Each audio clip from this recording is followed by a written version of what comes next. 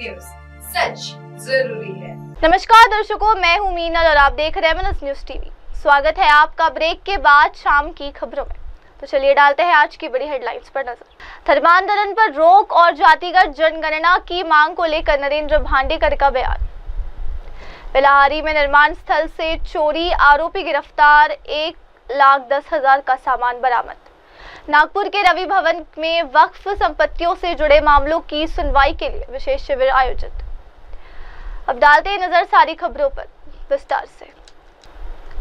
हिंदू बहुजन महासंघ के अध्यक्ष और शिवसेना विधायक नरेंद्र भोंडेकर ने राज्य सरकार से मांग की कि हिंदू दलित समुदाय में हो रहे धर्मांतरण पर रोक लगाने के लिए ठोस कदम उठाए जाए।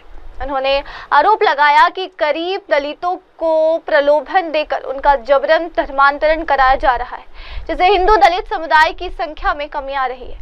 भोंडेकर ने सरकार से ये भी मांग की कि ओबीसी समुदाय की तरह अनुसूचित जाति वर्ग में शामिल अड़पन जातियों की अलग से जनगणना कराई जाए। उन्होंने कहा कि इससे ये स्पष्ट हो सकेगा कि किस जाति को कितना आरक्षण लाभ मिल रहा है और किन समुदाय को इसके लाभ से वंचित किया जा रहा है। इसके साथ ही उन्होंने सुप्रीम कोर्ट के उस आदेश का भी हवाला दिया जिसमें एसीसी वर्ग को एबीसी और डी श्रेणियों में विभाजित करने की सिफारिश की गई है। भोंडेकर ने राज्य सरकार से अपील की कि इस आदेश को शीघ्र लागू किया जाए। हिंदू बहुजन महासंघ ने अध्यक्ष भोंडेकर के माध्यम से ये मांग उठाई है कि सरकार इस दिशा में तत्काल कार्यवाही करे ताकि सामाजिक न्याय सुनिश्चित हो सके और दलित समुदाय की पहचान व अधिकार सुरक्षित रह सके। जनगणना आपल्या देशात सुरू होणार आणि एक ऐतिहासिक निर्णय नरेंद्र मोदी यांनी घेतला। मात्र जर बघितलं तर हिंदू दलितांना इथं कुठेतरी वगळण्यात आलं, मोठ्या प्रमाणात धर्मांतरण सध्याच्या घडलेलं होतं। कसं बघता आपण या सध्याच्या? नक्कीच मोदी साहेबांचा आणि केंद्र शासनाचा अभिनंदनच करायला पाहिजे। खूप चांगला त्यांनी निर्णय घेतलेला आहे। त्या जातीनिहाय जनगणना ओबीसीची असेल, शेड्यूल असेल, सगळ्यांची मागणी होती की जातीनिहाय जनगणना व्हायला पाहिजे आणि याच्यामध्ये ओबीसींना पण खूप मोठा फायदा होणार आहे आणि तसंच जे आमचे हिंदू दलित आहेत यांना सुद्धा त्याचा फायदा होईल। जेव्हा की सुप्रीम कोर्टाच्या मध्ये अनेक पिटिशन दाखल केलेले होते आणि त्याच्यामध्ये सगळ्या 58 समाज जे आहेत, चामार, खाटीक, मांग, मातांग यांचे सगळ्यांचा उपजाती यांच्या सगळ्यांची मागणी होती की आम्हाला शासनाचा राज्य शासनाचा जो आरक्षणाचा जो 13% मधून आम्हाला पाहिजे त्याचा फायदा होत नाही आणि त्याच्यामुळे याचा आरक्षण अवकड व्हायला पाहिजे असे पिटिशन सुप्रीम कोर्टमध्ये होते। तर सुप्रीम कोर्टाने पिटिशनच्या माध्यमात निकाल पण दिला की राज्य शासनाने याचा निर्णय घेऊन अवकड आरक्षण जाहीर करावे आणि याच्यात काही स्टेटने दिलं पण आहे। तसंच महाराष्ट्राचे पाऊल उचललेलं होतं। तर बार्टीमधून असे काही धक्कादायक रिपोर्ट आले की आमचा जो रेशिओ होता पर्सेंटेज तो आता कमी झालेला आहे आणि कमी 50% कमी होणं हा खूप मोठा धोकादायक आहे। आम्ही जे माहिती घेतली त्याच्यामध्ये एकतर हा जो सर्वे बार्टीचा जो सर्वे झालेला आहे हा चुकीचा आहे। अधिकारी ऑफिसमध्ये बसून सर्वे होऊ शकत नाही। तर हा जो सर्वे जो जातीनिहाय होणार आहे याच्यातून योग्य आम्हाला न्याय मिळेल। दुसरं की याचा जो अधिकाऱ्यांनी जो सर्वे केलेला आहे हा चुकीचा आहे आणि जर समजा संख्या कमी झाली आहे तर याच्यामध्ये आम्हाला संशय आहे की याच्यामध्ये मोठ्या प्रमाणात धर्म परिवर्तन झालेलं आहे। तर आपण बघितलं ख्रिश्चन समाज हा काय बाहेरून आलेला नाहीये। ख्रिश्चन समाज आमच्याच हिंदू दलितमधून गोरगरीब समाजाला आमिष दाखवून त्यांना घेऊन गेलेले आहेत। तसंच इतर समाजामध्ये बौद्ध समाज असतील, काही फार आधीच्या काळामध्ये मुस्लिम समाज, हे असे अनेक धर्मामध्ये आमचे हे हिंदू दलितांना वळवण्यात आलेलं आहे। माझी शासनाला विनंती आहे की हिंदू दलित समाजाला धर्म परिवर्तन होऊ नये यासाठी आरक्षणाचा जास्तीत जास्त फायदा द्यायला पाहिजे आणि जे गेलेले आहेत त्यांना वापस आणायला पाहिजे आणि पुढे जाऊ नये याच्यासाठी उपाययोजना करायला पाहिजे। अब बारी है हमारी अगली खबर की। बेलाहारी स्थित एक निर्माणाधीन भवन से की गई चोरी के मामले में बेलत रोडी पुलिस ने आरोपी को गिरफ्तार कर लिया है और 1,10,000 की चोरी की गई संपत्ति बरामद कर ली। ये घटना 29 अप्रैल की रात 8 बजे से 30 अप्रैल की सुबह 10 बजे के बीच की है, जब प्लाट नंबर 12 भक्ति पार्क बेलाहारी में शिकायतकर्ता के निर्माण स्थल से बिजली के तार सहित अन्य कीमती सामग्री चोरी कर ली गई। बेलत रोडी पुलिस ने इस मामले में अपराध क्रमांक 293 के तहत भारतीय न्याय संहिता की धारा 331(3) और 331(4) और 305(a) के अंतर्गत मामला दर्ज किया है। पुलिस ने आरोपी ओम रामदास गावंडे निवासी प्लॉट क्रमांक 47 वेंकटेश शेट्टी घरकुल सोसाइटी के पीछे बेस थाना हुड़केश्वर नागपुर को हिरासत में ले लिया। पुलिस की जांच में चोरी के लिए उपयोग की गई एक्टिवा गाड़ी भी जब्त की गई है। बेलत रोडी पुलिस की डीबी पार्टी ने तेजी से कार्रवाई करते हुए आरोपी को गिरफ्तार किया और चोरी की गई संपत्ति बरामद कर मामले का सफलतापूर्वक पर्दाफाश किया। आरोपी को न्यायालय में अब पेश किया जा रहा है। तर यांनी पोलीस स्टेशनला गुन्हा दाखल केला की त्यांचे इथे घरफोडी झालेली आहे। घरफोडीमध्ये यामध्ये बांधकामाचे साहित्य आणि भरपूर जो तांब्याचे वायर्स आणि मोठ्या प्रमाणात 1.5 लाख रुपयाचा दस्तऐवज हा माल चोरून नेलेला होता आरोपीने। तर आरोपीचा आम्हाला एक फुटेज मिळालेला होता आणि तो फुटेजमध्ये आरोपी दिसत होता। त्याप्रमाणे डीबी टीम तात्काळ स्पॉटवर पाठवण्यात आली आणि यामध्ये जो चोरीस गेलेला मुद्देमाल आहे तो जवळपास 1,10,000 रुपयाचा असा होता। यामध्ये आरोपी आम्ही फुटेजवरून प्राप्त केला आणि डीबी टीम यांनी गोपनीय माहिती काढलेली होती आणि फुटेज आम्ही सर्वत्र आमचा एक पूर्ण नागपूर शहरमध्ये ग्रुप आहे ज्यामध्ये वेगवेगळे जे आरोपी आहेत त्या आरोपीचे आम्हाला अतिशय तात्काळ माहिती मिळते नाव टाकल्यानंतर किंवा त्याचे फुटेज प्राप्त केल्यानंतर। तर ते आम्हाला हा फुटेज कामी आला आणि आम्ही नागपूर शहर या ठिकाणी जे क्राईम ब्रँच डिटेक्शन यांनी तयार केलेले वेबसाईट आहे ग्रुप आहे त्यावर आम्ही हा फोटो टाकला। तर त्यावरून आम्हाला तात्काळ माहिती मिळाली आणि त्या आरोपीचे नाव ओम रामदास गावंडे आणि हा राहणारा पोलीस स्टेशन हुडकेश्वर या ठिकाणी राहणारा आरोपी आम्हाला मिळून आला। आरोपींनी आम्हाला कबुली दिली त्याप्रमाणे गुन्ह्यात मुद्देमाल सर्व आम्ही सर्व रिकवर केलेला आहे। गुन्हा उघडकीस आलेला आहे आणि हा आरोपी चोरी करण्याच्या सवयीचा आहे। यावर चोरीचे गुन्हे सुद्धा नागपूर शहरमध्ये भरपूर दाखल आहेत। आरोपी आम्ही अरेस्ट केलेला आहे। सध्या आता आरोपी जेल पास झालेला आहे। मुद्देमाल रिकवर है। अब डालते नजर हमारी अगली खबर पर। नागपुर के रवि भवन में मस्जिदों, कब्रिस्तानों, मदरसों और वक्फ संपत्तियों से संबंधित मामलों की सुनवाई के लिए एक विशेष शिविर का आयोजन किया गया। इस शिविर में महाराष्ट्र राज्य अल्पसंख्यक आयोग के अध्यक्ष श्री प्यारे जिया खान और महाराष्ट्र राज्य वक्फ बोर्ड के अध्यक्ष श्री समीर काजी की विशेष उपस्थिति रही। ये शिविर विदर्भ क्षेत्र के नागरिकों की सुविधा को ध्यान में रखते हुए आयोजित किया गया, जिन्हें पूर्व में अपने मामलों की सुनवाई के लिए संभाजी नगर स्थित कार्यालय में जाना पड़ता था। नागपुर, अकोला और बुल्ढाना संभाग से संबंधित अधिकारी भी शिविर में मौजूद रहे। बड़ी संख्या में नागरिक अपने वक्फ से जुड़े मामलों की सुनवाई के लिए पहुंचे, जिससे स्पष्ट होता है कि यह आयोजन नाम समुदाय की एक महत्वपूर्ण आवश्यकता को पूरा कर रहा है। शिविर के माध्यम से ऐसे मामलों का त्वरित निपटारा किया जा रहा है, जिससे लोगों को समय और यात्रा में राहत मिल रही है। आयोजन को लेकर स्थानीय नागरिकों ने संतोष व्यक्त करते हुए इसकी सराहना की। क्या है, सरकार ने सभी विभागों को 100 दिन का जो एजेंडा जो दिया है उसी पे सारे विभाग काम कर रहे हैं। तो उसी पे वक्फ बोर्ड का भी जो काम है वो चल रहा था। तो मुसलमानों में अभी तक जानकारी ये थी कि अब वक्फ बोर्ड जो है खाली मुसलमानों के मस्जिद और मदरसे तक काम करता है करके। तो यही हमने बताने की कोशिश की कि भाई वक्फ बोर्ड के लैंड पे आप हॉस्पिटल बना सकते हैं, अच्छे स्कूल बना सकते हैं और आपको प्रधानमंत्री आवास योजना में भी जाने की जरूरत नहीं, क्योंकि समीर काजी साहब ने बताया कि महाराष्ट्र में वक्फ बोर्ड की जो लैंड है वो 1 लाख स्क्वायर फीट है। तो उसमें 1 लाख एकड़ है पूरे महाराष्ट्र में। तो उसमें क्या है, गरीबों के लिए घर भी बनाए जा सकते। तो ऐसे बहुत सारी चीजें हैं जो वक्फ बोर्ड के माध्यम से मुसलमानों को दी जा सकती है। तो कुछ निराकरण हुआ कुछ लोगों ने? हाँ बिल्कुल, अभी समीर काजी साहब जो है कि 36 जिलों में 36 ऐसी सभाएं लेने वाले हैं और जितने भी मस्जिद मदरसे के जो पेंडिंग वर्क है उसको पूरा करने वाले हैं। और कहीं हॉस्पिटल खोल सकते, कहीं अच्छा स्कूल खोल सकते माइनॉरिटीज के लिए, मुस्लिमों के लिए। तो वो सब इस पे चर्चा हुई है और सारे लोगों के जो जिनको प्रॉब्लम होती थी, गरीब लोगों को जब औरंगाबाद जाना पड़ता था, मुंबई जाना पड़ता था, वो जाने की जरूरत नहीं। इनके जगह जगह कैंप लगेंगे, क्योंकि आयोग के पास ऐसी बहुत सारी तकरार आई थी, तो वो कुछ सही भी होती थी, कुछ गलत भी होती थी। उसी के कारण हमने वक्फ बोर्ड को, मैंने इनसे रिक्वेस्ट किया कि भाई आप नागपुर में एक बार अपना अड़ावा बैठक लीजिए और यहाँ के जो लोगों के प्रॉब्लम सॉल्व करें। जो रूल और रेगुलेशन है वो सरकार के लॉ के हिसाब से 2014 में सर एक वक्फ बोर्ड को गाइडलाइन की गई थी कि रूल्स रेगुलेशन अपने सेपरेट जैसे बाकी ट्रस्टों के होते हैं उस टाइप का आपका भी होना चाहिए। देखिए तो वो जो उसको उन्होंने इसके implement जो किया है। आपके जो क्वेश्चन है उसका जो आंसर है वो वक्फ बोर्ड के चेयरमैन ने। एक सेंट्रल एक्ट है वक्फ एक्ट 1995 जो पूरे देश के लिए एक एक्ट है और हर स्टेट को एक रूल बनाने का एक अधिकार होता है। उसके तहत हमारा 2002 में वक्फ रूल बना था, उसके बाद 2022 में वक्फ रूल बना। अब वक्फ एक्ट में अमेंडमेंट हुई है, तो उस अमेंडमेंट के तहत अभी फिर से महाराष्ट्र गवर्नमेंट वक्फ रूल बनाए। हाँ सर, आज जो इस बारे में बैठक सही में लोगों की समस्याएं जो है उसका निराकरण हुआ है?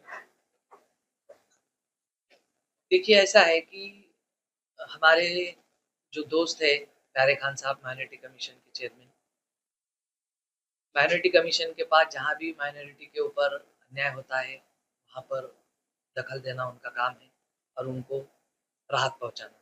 उस हिसाब से वक्फ बोर्ड से रिलेटेड जो भी उनके पास कंप्लेंट्स आई है उस हिसाब से हमने बातचीत की कि लोगों का काम कैसे आसानी से हो। उसी मकसद से हमने ये शिविर लिया और हमने सुना लोगों को कि और लोगों के जो डिस्प्यूट्स है हम यहाँ पर सब लिख कर ले रहे हैं और आने वाले कुछ दिनों में उनका प्रॉब्लम भी हल करेंगे। सर, वक्त करने का क्या आधार पर आपने नाम का जिस पर ट्रिब्यूनल कोर्ट ने स्टे लगा दिया, तो उसके बारे में आप विस्तार से बताइए। तो बात ऐसी है कि वक्फ बोर्ड एक एडमिनिस्ट्रेटिव बॉडी के साथ क्वासी जुडिशियल बॉडी है। मुसाफिर खाना स्पेसिफिक जो आपने सवाल पूछा वो सुप्रीम कोर्ट से हमारे पास आया और सुप्रीम कोर्ट ने हमको एक गाइडलाइन तय करके दी थी। जो पॉइंट्स हमको चेक करना है वो हमने क्वासी जुडिशियल बॉडी के तहत चेक किए और हमारा डिसीजन दिया।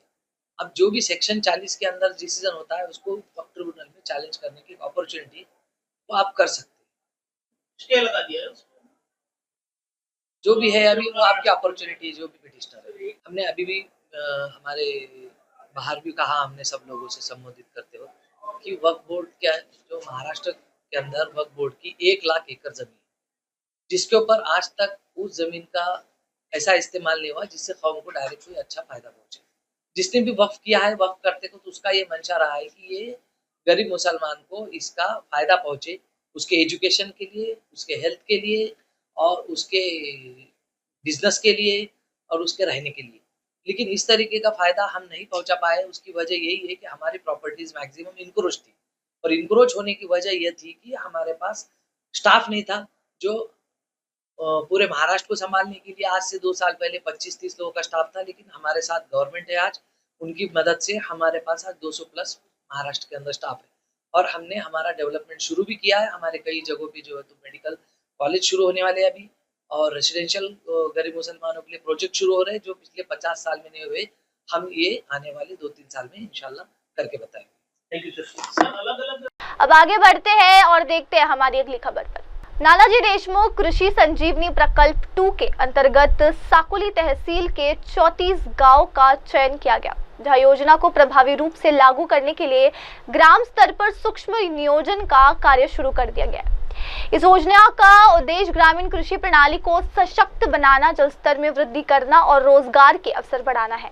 ग्राम स्तर पर चल रहे इस अभियान में व्यक्तिगत तथा सामूहिक लाभ की योजनाएं शामिल है, जिनमें किसान और भूमिहीन नागरिकों को भी विशेष रूप से शामिल किया गया है। कृषि विभाग की ओर से इस शिविर के दौरान बकरी पालन, जल संधारण, सीमेंट नाला बंधार और धान खेतों का पुनर्जीवन, खेत तालाब निर्माण जैसी योजनाएं चलाई जा रही है। इस योजना के अंतर्गत हर गांव में कृषि विषयक समितियों का गठन भी किया जा रहा है, जिनका उद्देश्य ग्राम विकास, रोजगार सृजन और जल संचय को बढ़ावा देना है। ग्रामीणों से इस पहल को अच्छा प्रतिसाद मिल रहा है। शिविर का संचालन उप विभागीय कृषि अधिकारी केजी पात्रिकार और तहसील कृषि अधिकारी स्वप्निल झंझाड़ के मार्गदर्शन में किया जा रहा है। वही कृषि पर्यवेक्षक भागीरथ सपाटे और कृषि सहायक मेघा मेश्राम गाँव जाकर किसानों को योजनाओं की जानकारी दे रहे हैं और उन्हें मार्गदर्शन प्रदान कर रहे हैं। इस पहल से उम्मीद की जा रही है कि चयनित गांव में कृषि आधारित समग्र विकास को एक नई दिशा मिलेगी। अब आगे बढ़ते हैं हमारी अगली खबर के साथ। नागपुर में व्यस्त गांधी बाग क्षेत्र में स्थित एक कपड़े की दुकान में सोमवार दोपहर आग लगने की घटना में अफरा तफरी मच गई। गांधी चौक स्थित रोचलदास सन्स नामक दुकान की ऊपरी मंजिल पर अचानक आग भड़क उठी। प्रत्यक्षदर्शियों के अनुसार आग की लपटें दुकान की ऊपरी मंजिल से निकलती देखी गई, जिसके बाद तत्काल फायर ब्रिगेड को सूचना दी गई। आग पर काबू पाने के लिए दमकल विभाग की 7 गाड़ियां मौके पर पहुंची और करीब 1.5 घंटे से आगे बुझाने की प्रयास जारी है।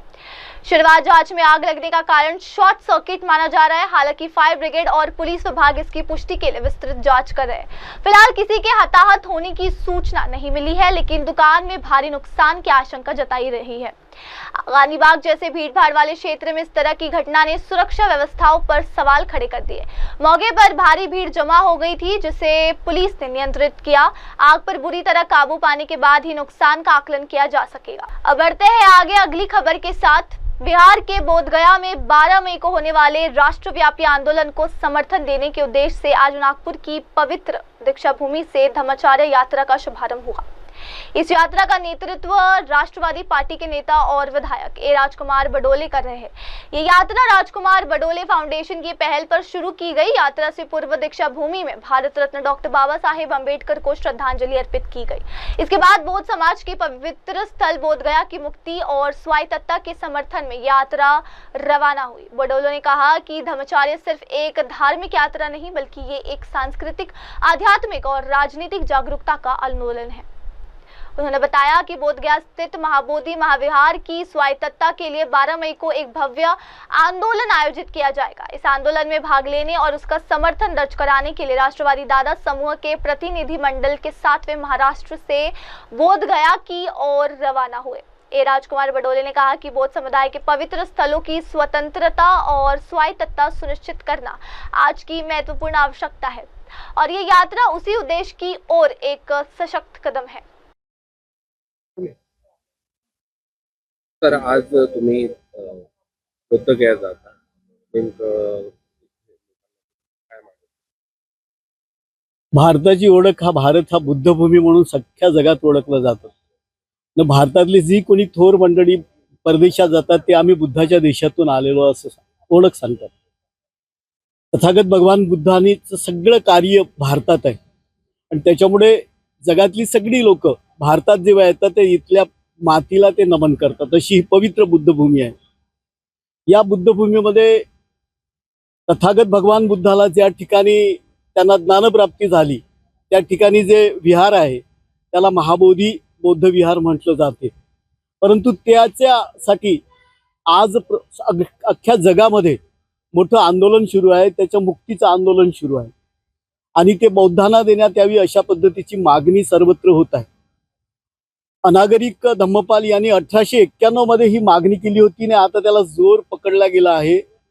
बौद्ध पौर्णिमेला त्या ठिकाणी प्रचंड मोठ्या प्रमाणामध्ये असंख्य बौद्ध जगातल्या कानाकोपऱ्यातून येत आहेत आणि म्हणून या ठिकाणी आम्ही धम्मचारिका करायचं ठरवलं आहे। दीक्षाभूमी ते बोधगया या ठिकाणी आजपासून आम्ही धम्मचर्या करतोय, त्या ठिकाणी प्रवास करतोय। त्याचा मागचा उद्देशच आहे हा पवित्र बुद्धाच्या भूमीला आणि महाबोधी बौद्ध विहाराला ज्या सगळ्या जगातल्या लोकांनी त्याच्या मुक्तीचं आंदोलन जे छेडलं आहे तर त्या आंदोलनाला पाठिंबा दाखवण्यासाठी आम्ही त्या ठिकाणी जात आहोत। या मागचा उद्देश एवढाच आहे की 1949 मध्ये जो बुद्ध टेम्पल आहे त्या ठिकाणी लागू करण्यात आला बिहार सरकार मार्फत तो रद्द करण्यात यावा आणि त्या ठिकाणी महाराष्ट्रातल्या मोठ्या प्रमाणामध्ये जे बौद्ध बांधव जातात त्या ठिकाणी त्यांच्यासाठी त्या ठिकाणी निवासाची व्यवस्था नाही, फार त्यांची गैरसोय होते।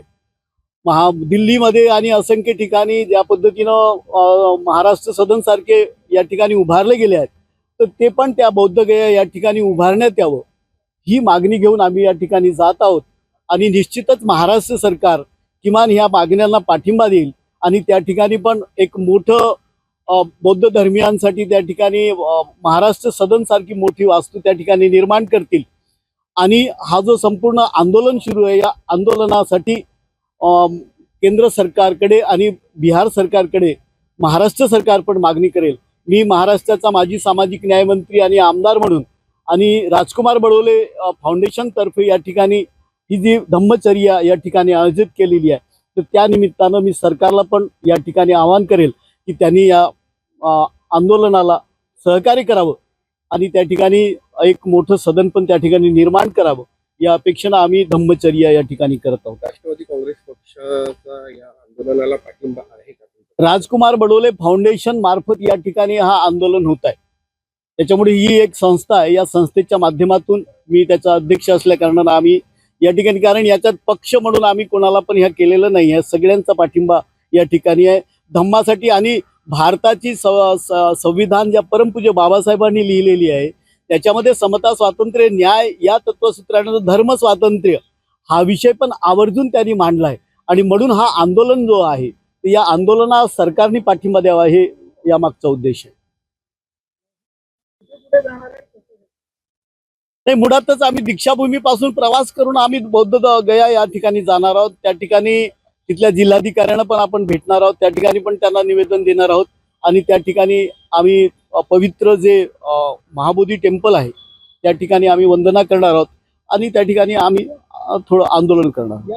अजितदादांशी काही बोलणं झालंय का? मी राजकुमार बडोले फाउंडेशन तर्फे हे काम करतोय. मी एका शब्दात सांगितले, पक्षाचा कोणताही नाही, याच्यामध्ये आम्ही अजेंडा घेऊन चालले नाही आहोत. अब आगे बढ़ते हैं हमारी अगली खबर के साथ। कांग्रेस नेता राजाभाऊ ठाकुर के नेतृत्व में श्रीवर्धन में आयोजित समीक्षा बैठक में पार्टी कार्यकर्ताओं ने जबरदस्त उत्साह और जोश दिखाया। इस बैठक में महाराष्ट्र प्रदेश महासचिव और रायगढ़ निरीक्षक राजेश शर्मा ने भाजपा सरकार और प्रधानमंत्री नरेंद्र मोदी पर तीखा हमला बोलते हुए आगामी चुनाव में कांग्रेस के विजय होने का विश्वास व्यक्त किया। राजेश शर्मा ने कहा कि कांग्रेस ने श्रीवर्धन रायगढ़ को बैरिस्टर AR अंतुले के नेतृत्व में हमेशा अपनी मजबूत पकड़ बनाई है और अब एक बार फिर इस क्षेत्र में कांग्रेस की ताकत को मजबूत करने के लिए मजबूत कदम उठाए जा रहे हैं। उन्होंने मोदी सरकार को चेतावनी देते हुए कहा कि कांग्रेस अब मोदी विवाद को समाप्त कर गांधीवाद को पुनर्जीवित करने का संकल्प ले चुकी है। शर्मा ने आगे कहा, हम आने वाले दिनों में घर घर जाकर कांग्रेस की विचारधारा को मजबूती से स्थापित करेंगे। हमारी लड़ाई मोदी, अंबानी और अडानी के खिलाफ है और हम बैरिस्टर अंतुले के घर को फिर से पुनर्जीवित कर आगामी चुनावों में कांग्रेस को सत्ता में लाने के लिए पूरी तरह से सर काय सांगाल, संपूर्ण रायगड जिल्हा आपण पिंजून काढताय, काँग्रेसला पुन्हा एकदा उभारी देण्याचा तुमचा प्रयत्न आहे, राहुल गांधींचे हात मजबूत करण्यासाठी कशी रणनीती आहे सध्या? आम्ही काँग्रेसचे सगळे कार्यकर्ते रायगडमध्ये घरी घरी जाणार. माननीय बॅरिस्टर अंतुले साहेबांनी जे रायगडमध्ये काँग्रेसची विचारश्रेणी आणि सोयी सुविधा उपलब्ध केली आणि राहुल गांधींनी जे आता देशासमोर आपली राजकीय सोच ठेवली त्याच्या समोर आज मोदी गव्हर्नमेंटला फेल व्हावा लागला आणि जनगणना मान्य करावा लागला. आम्ही रायगडच्या प्रत्येक घरी जाणार, काँग्रेसची आयडियोलॉजी त्यांच्यापर्यंत पोहोचवणार आणि लोकांना सांगणार की देश वाचवायचा आहे.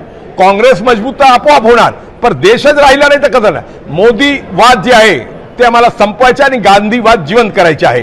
त्याच्यासाठी आम्ही संपूर्ण रायगड जिल्ह्यामध्ये घरी घरी जाणार आहे. सर, पहलगाममध्ये ज्या पद्धतीनं दहशतवाद्यांचा हल्ला झाला, सुरक्षा यंत्रणा कुठे कमी पडली का? कसं बघता या हल्ल्याकडे? आणि सध्या युद्धाची संपूर्ण तयारी सुरू आहे. हे बघा, हे आपण सांगतात, मी याबद्दल काही बोलू शकत नाही की काय तयारी काय, हे गव्हर्नमेंटचा इंटरनल मॅटर आहे. पण एवढं तर मी सांगू शकतो की जे मीडियाच्या माध्यमातून नरेंद्रभाई प्राईम मिनिस्टरनी जे जे काही सांगितलं ते काही दिसत नाहीये, काही कारवाई होताना हे तर कुठे दिसत नाही. आणि आम्ही तर सांगितलेलं आहे की जे गव्हर्नमेंट भूमिका घेईल त्याच्या आमच्या पूर्ण पाठिंबा राहुलजी आमचे नेत्यांनी डिक्लेअर केलेला आहे. सर, पूर्व मुख्यमंत्री जो थे बैरिस्टर AR अंतुले, उनका जो बाले किल्ला माना जाता है श्रीवर्धन और रायगढ़, क्या कहेंगे? फिर एक बार कांग्रेस को सामर्थ्यवान बनाने के लिए आपने जोर लगाया है, क्या कहेंगे? आज बैठक हुई, मैं आपको बताता हूं, अंतुले साहब को सच्ची श्रद्धांजलि. रायगढ़ फिर से कांग्रेस का MP होगा और रायगढ़ में फिर से जो अंतुले साहब ने यहाँ पे रचा है, मधुशेष ठाकुर जी ने, यहाँ आने वाले समय में रायगढ़ में कांग्रेस का MP और कांग्रेस के MLA होंगे. ये आप लिख लीजिए. सर, आपकी लड़ाई किसके साथ है, क्या कहेंगे? आगे की रणनीति क्या होगी? हमारी लड़ाई मोदीवाद के साथ है, अडानी अंबानी के साथ है.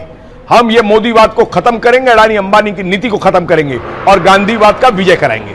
सर, पहलगाम को लेकर अभी युद्ध की तैयारी शुरू है, क्या कहेंगे? आपका सपोर्ट किस प्रकार? हमारा फुल सपोर्ट है, वो युद्ध तो करें, हमारा फुल सपोर्ट है. हमने पहले ही राहुल जी ने कह दिया है कि हमारा पूरा पाठिंबा गवर्नमेंट को इस विषय पे है. स्थानिक स्वराज्य संस्था हो या आगे के जो चुनाव है, किस प्रकार रणनीति होगी कांग्रेस की? हमने ये क्लियर कर दिया, अपने नेताओं पे छोड़ दिया है. जहां फॉर्म बल पे लड़ सकते हैं लड़े, जहां उनको समझौता करना है वहां समझौता करें.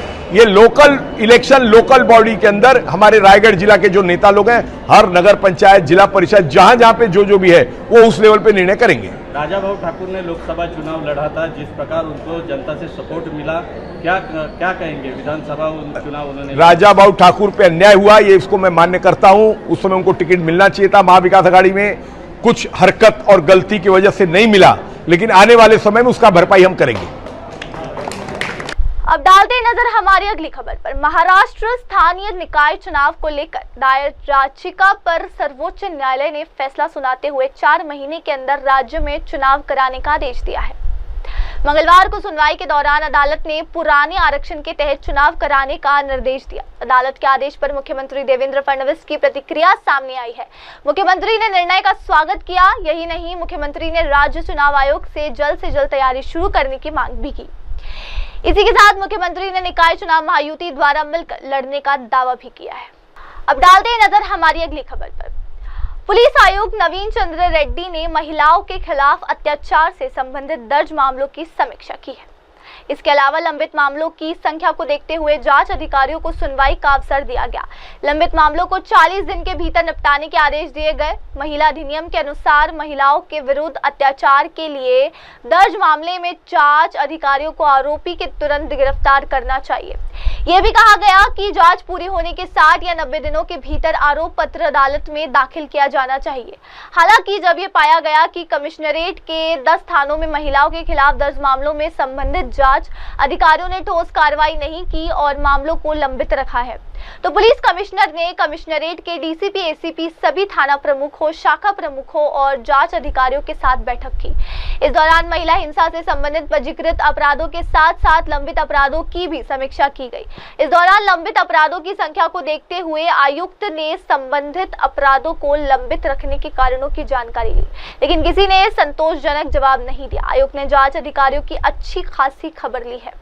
दर्शकों, फिलहाल वक्त हो गया ब्रेक का। ब्रेक के बाद लौटेंगे और जानेंगे देश विदेश की तमाम खबरें। आप बने रहे हमारे साथ सिर्फ और सिर्फ एमएनएस न्यूज टीवी पर। नमस्कार।